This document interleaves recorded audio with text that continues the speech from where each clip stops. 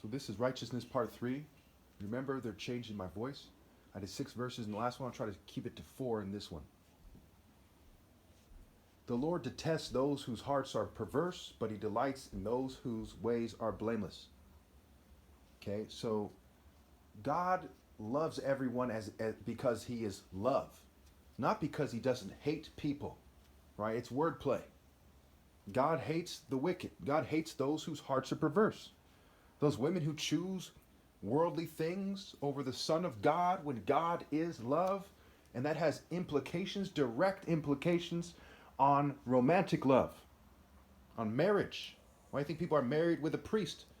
Okay, because they're going through the motions of pretending to be right with God with some dog who pretends to be right with God and having some pathetic marriage that is a disgrace.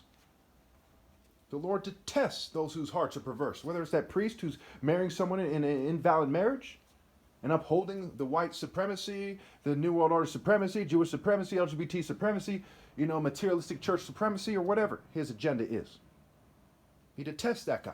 Whether it's the guy whose heart desired to use the rape by deception system and the social norms that accompany it to get the attractive woman. His heart is perverse. He's perverted.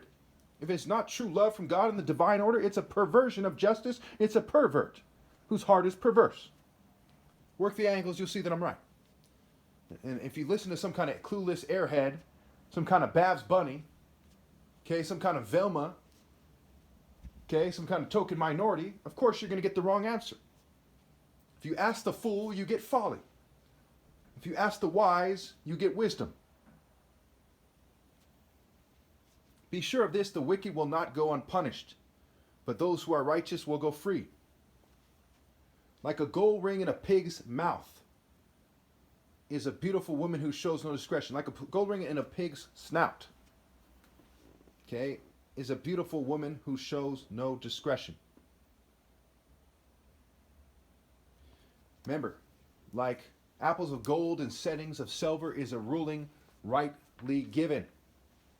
It is golden, the rebuke of a wise judge.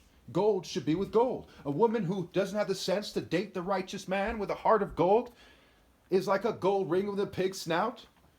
And don't throw pearls to swine. Don't throw pearls to swine. It's clear about that in a million ways.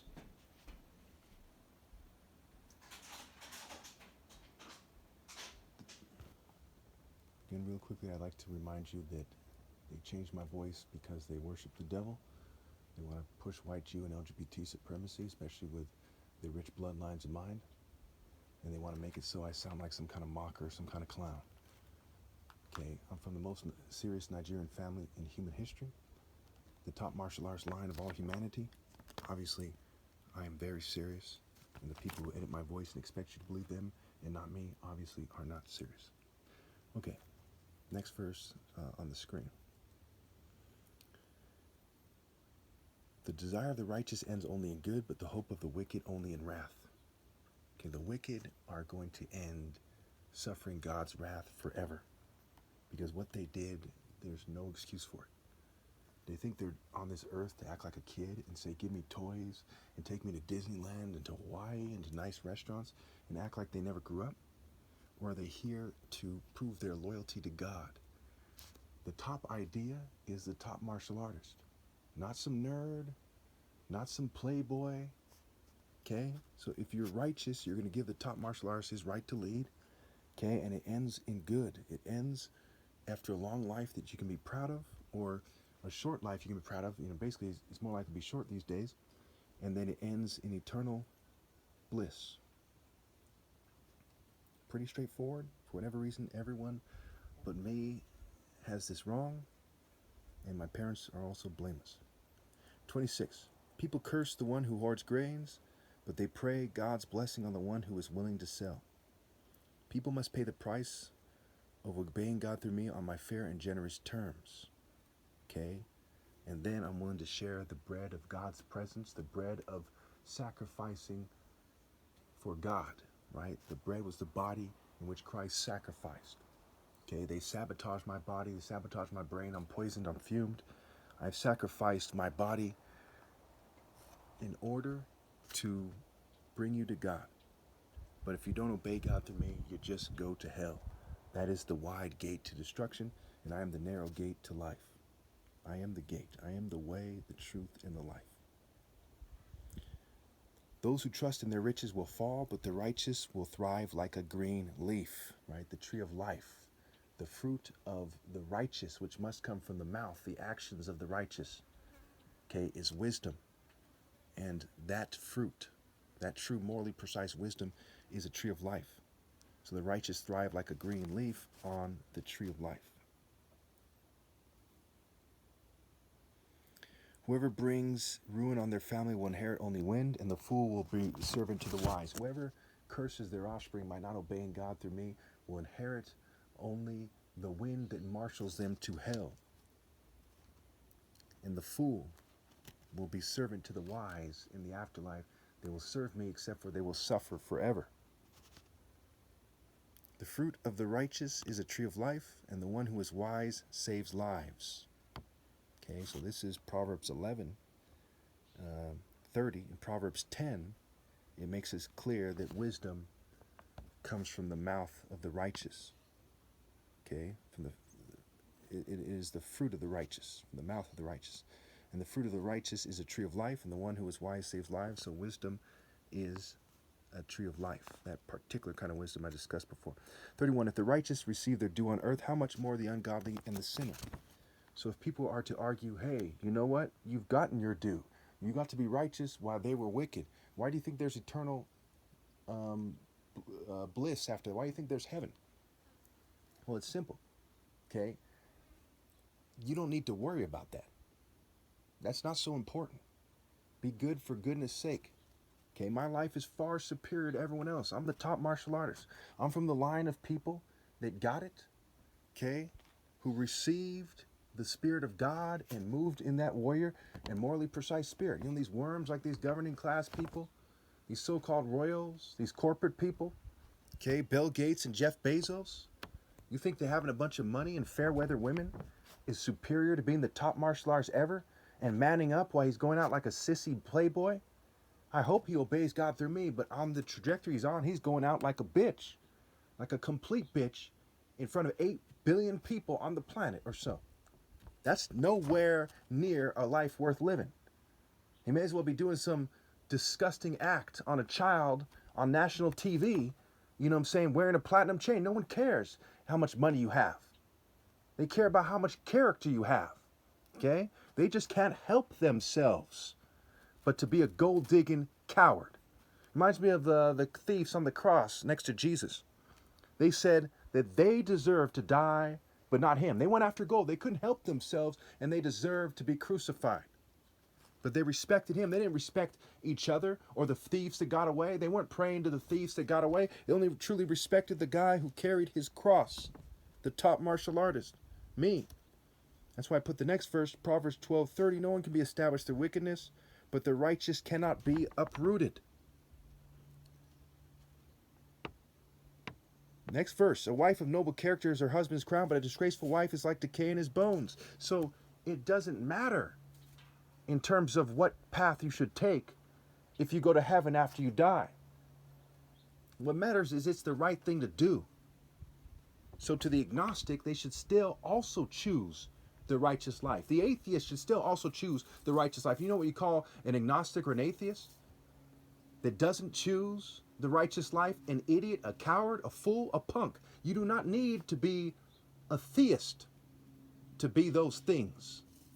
You just simply need to choose wickedness to be those things. The plans of the righteous are just, but the advice of the wicked is deceitful.